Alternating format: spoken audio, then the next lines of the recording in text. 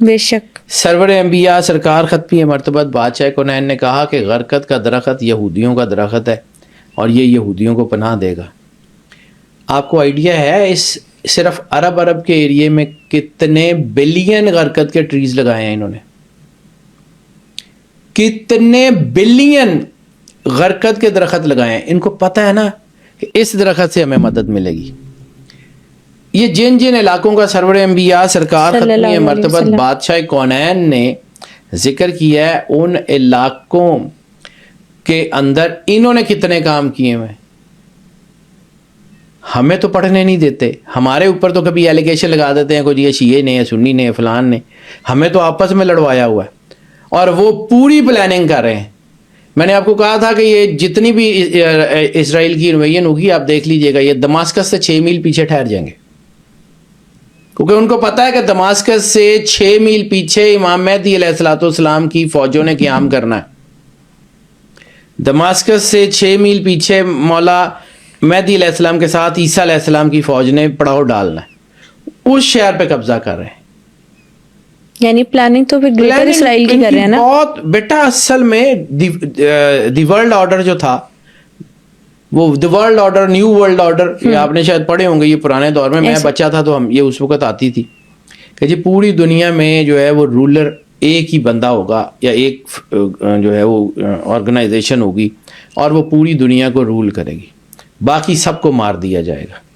یہ کیوں کہا جاتا ہے کہ دنیا کی آبادی جو ہے وہ کم کرنے کی ضرورت ہے؟ بل گیٹس فاؤنڈیشن نے یہ کیوں کہا تھا؟ بیٹا 2018 یا 19 میں میرے ایک چینل کے اوپر میں نے ایک ریسرچ ویڈیو کی تھی، شاید پلی بھی ہوگی. میں نے اس میں عرض کیا تھا کہ دنیا وہ ہتھیار استعمال ہوتے ہوئے دیکھے گی جو نہیں اس سے پہلے ہوئے. کرونا بھی تو ہتھیار تھا، سیلف میڈ بیماری تھی کرونا بھی تو ہتھیار تھا پوری دنیا میں چیزوں کو کیپچر کرنے کے لیے. میں نے آپ کو کہا تھا یہ خانہ کعبے کی انرجی، یہ میں تھوڑا سا اس کو اشارہ دے کے آگے بڑھتا ہوں. پوری کائنات میں نا 2 چیزیں ہوتی ہیں. یہ جو لائٹ جلتی ہے نا، یہ پازیٹیو اور نیگیٹو دونوں کے ملنے سے جلتی ہے. روشنی دونوں کے ملنے سے بنتی ہے. پازیٹیو نیوٹرل تار یا جو اس کی دوسری جو فیز والی تار، دونوں میں سے کوئی ایک ٹوٹ جائے لائٹ بند ہو جاتی ہے. بالکل، کوئی ایک ٹوٹ جائے تب بھی لائٹ دونوں کی ضرورت ہے. ٹھیک ہے. اسی طرح دنیا کا نظام چلانے کے لیے پازیٹیوٹی اور نیگیٹیوٹی کی ضرورت ہے.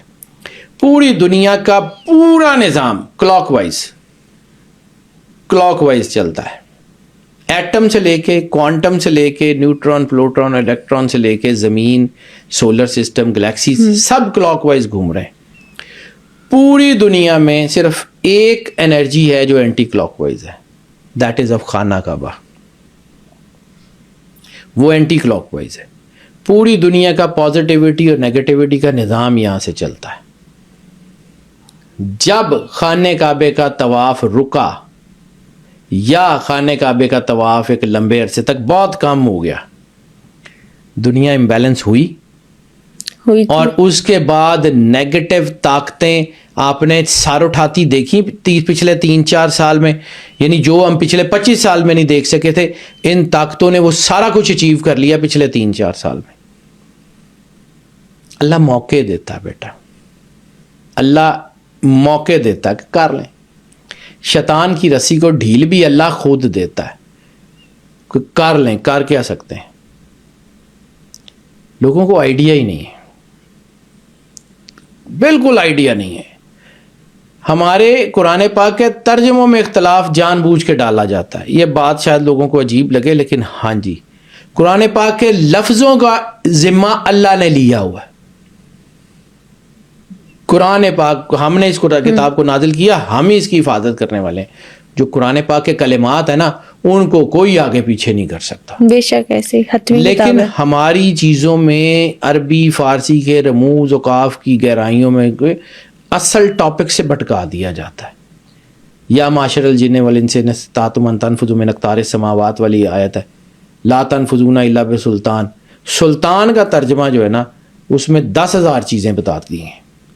لیکن ایک چیز سمجھیے، یہ دنیا میں جتنا راکٹ فیول ہے، وہ کسی بھی زبان میں جب راکٹ فیول ہے جو اوزون لیئر کو پھاڑ کے باہر جاتا ہے, اس کا نام سلطان کیوں رکھا؟ کبھی اس کے بارے میں سوچئے گا. ان کو پتہ ہے قرآن پاک میں اللہ نے کہا ہے کہ سلطان کے بغیر نہیں جا سکتے. انہوں نے کہا ہم نے فیول بنا لیا, ہم باہر نکل جائیں گے. اوہ یا معاشر الجن, ہے جن اور انسانوں کے گروہ, اگر تم اس اقطار سماوات, زمین اور آسمان کی لیئر سے, اوزون لیئر دوسری لیئر, انہوں نے کہا جی ان لیئر سے تو ہم نکل جائیں گے, ہم اس فیول کا نام رکھیں گے Sultan. They are actually trying to challenge the God. اور مسلمان ہاتھ پہ ہاتھ رکھ کے بیٹھے ہوئے کچھ بھی نہیں کر رہے. آپ والی بات کہ ہماری باتیں فالو کر کے اسلام کی ہمیں چیلنج کیا جا رہا ہے. وہ ہمارا دین پڑھتے اور ہمارے خلاف کھڑے ہوتے ہیں. اور ہم, وہ مولا کائنات امام علی علیہ الصلوۃ والسلام کا ایک جملہ ہے جس کی ڈائمینشنز کئی کروڑ ڈائمینشنز ہیں, لیکن اس میں وہ اپنے باطل کے امیر کے اوپر متحد ہیں اور تم اپنے حق کے امیر کے اوپر منتشر ہو. تمہارا دین, تمہارا امیر حق ہے اور تم اس کے اوپر متفق نہیں ہو, جبکہ ان کا امیر باطل ہے اور وہ اس کے اوپر متحد ہے. آج ہمیں اپنے گریبان میں منہ ڈالنے کی کوشش کرنی چاہیے. آج ہمیں اپنے آپ دیکھنا چاہیے کہ ویئر وی اسٹینڈز, ہم کہاں کھڑے ہوتے ہیں. ہم ہمیشہ جو ہے وہ حق کا راستہ چھوڑ دیتے. پھر جہاں سے میں نے بات شروع کی تھی, بنی اسرائیل نے کیا کیا؟ اللہ کی نافرمانی کی. ایسے ہے, اللہ کی نافرمانی کی تو اللہ نے الٹا دیا. آرک آف کوننٹ جس کی اصل کہانی ہے, ٹھیک ہے, آرک آف کوننٹ کا ان کو پتا ہے کہ آرک آف کوننٹ جو ہے نا یہ دفن نہیں ہوئی, نہ وہ دفن ہونی تھی. ہے کیوں تابوت سکینہ ان کے لیے اتنی خاص؟ بیٹا میں نے ایک عرض کیا تھا کوننٹ کا. Covenant it's a pact. ایک کانٹریکٹ ہوتا ہے, ایک ڈیڈ ہوتی ہے, اس کے مختلف معنی ہیں, ٹھیک ہے. ایک ہوتی ہے کوننٹ.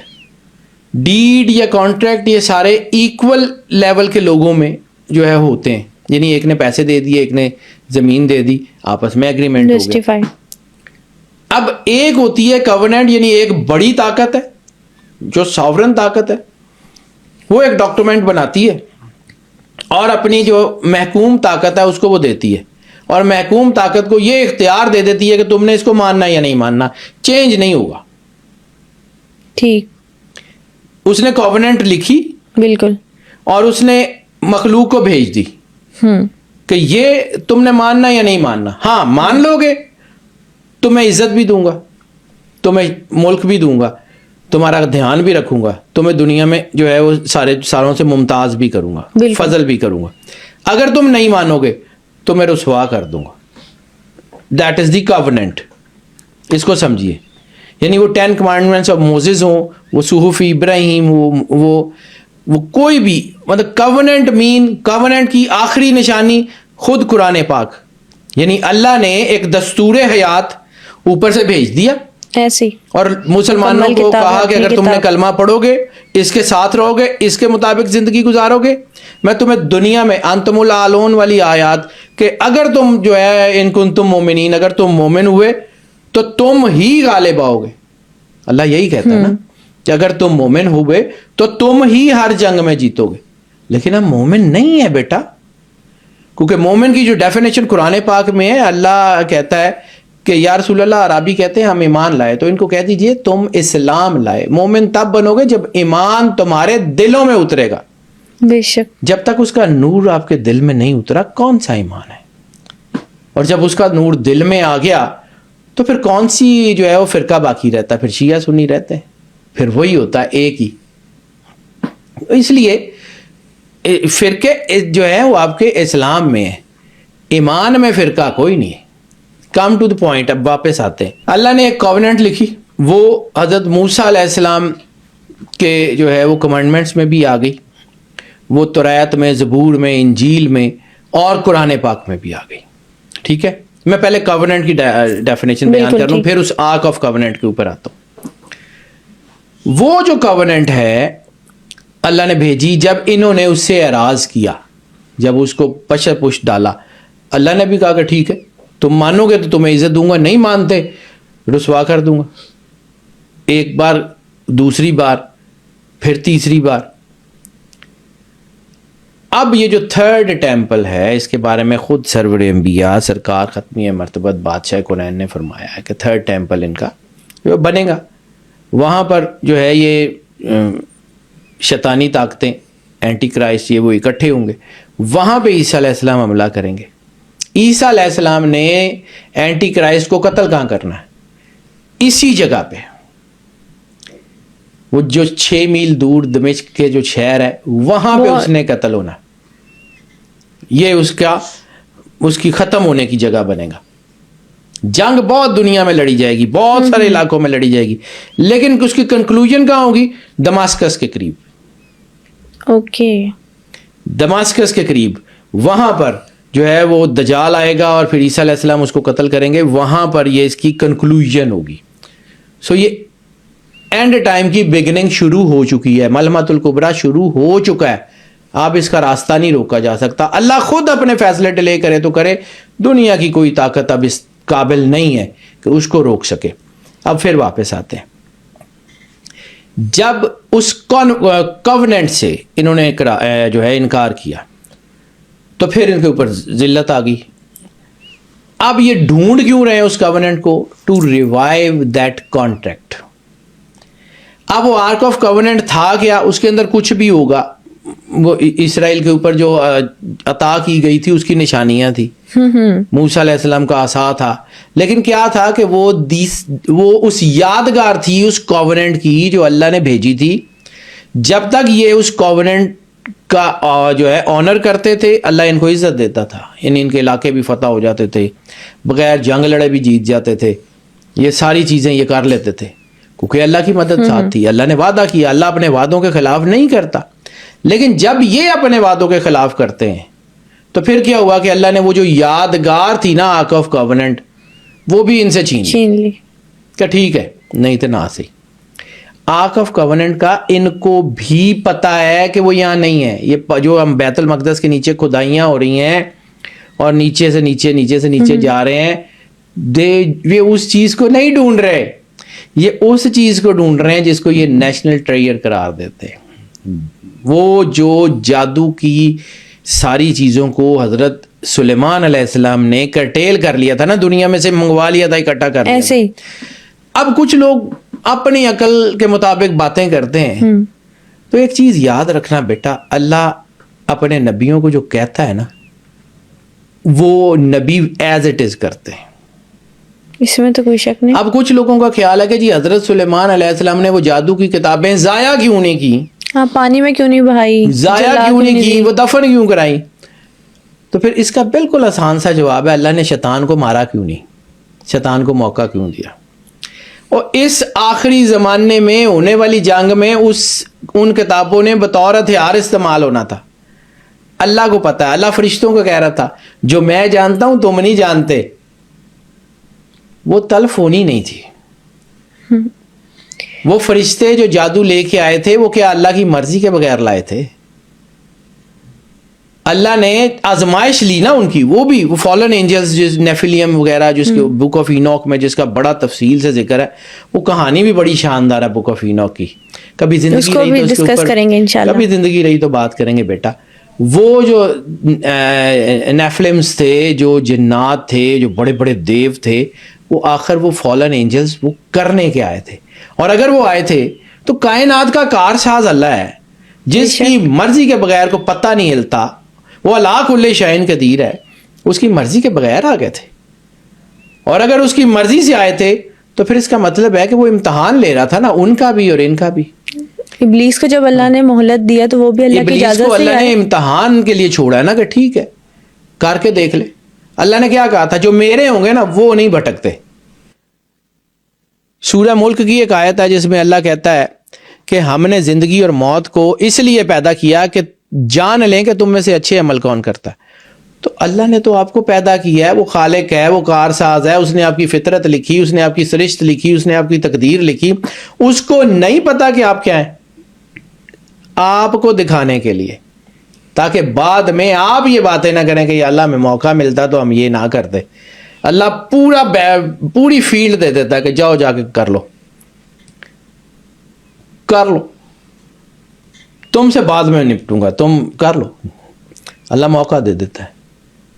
اور وہ جو علامہ اقبال کا کانسیپٹ ہے, کہاں کہاں آپ علامہ اقبال کو یاد کریں گے کہ جتنی بھی دوزخ میں آگ ہے انسان یہاں سے کما کے اوپر لے کے جاتا ہے, یہاں اس کے کرتوت, اس کے کام اس کی دوزخ کو بڑھاتے ہیں, اس کی آگ کو بڑھاتے ہیں, وہاں جا کے اس آگ میں بند ہو جاتا ہے.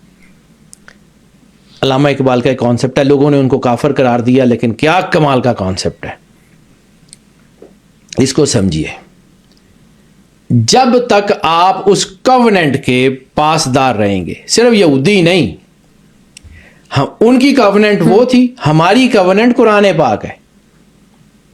ہمارا اللہ کے ساتھ جو پیکٹ ہے, پیکٹ نہیں ہم کر سکتے, ہم اس کے برابر ہیں, وہ مالک ہے, ہم نے تو حکم کی, وہ خالق ہے, ہم مخلوق ہیں, وہ مسجود ہے, ہم ساجد ہیں, کوئی شک نہیں. تو ہم اس کے مقابلے میں, ہم اس کے ساتھ برابری پہ تو نہیں کر, ہمارا اس کے ساتھ کووننٹ بنتی ہے کہ اس نے ایک لکھا کوڈ آف لائف نیچے بھیج دیا, مان لو گے تو یہ دے دوں گا, نہیں مانو گے تو یہ کر دوں گا.